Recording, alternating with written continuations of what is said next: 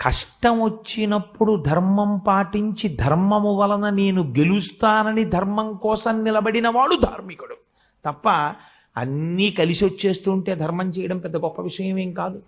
అన్నీ కలిసి రాలేదు రాముడికి జీవితంలో.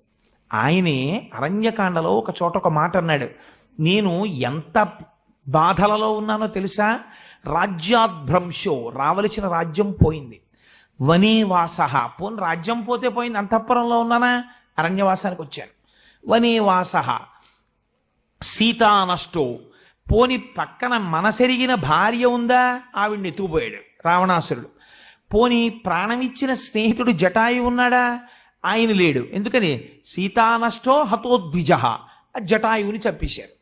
ఈదృశీయం మమావస్థ, నేను ఇటువంటి భయంకరమైన స్థితిలో ఉన్నాను, నిర్దహేదపి పావక, ఇవాళ నేను ఉన్నటువంటి కష్టం ఎటువంటిదంటే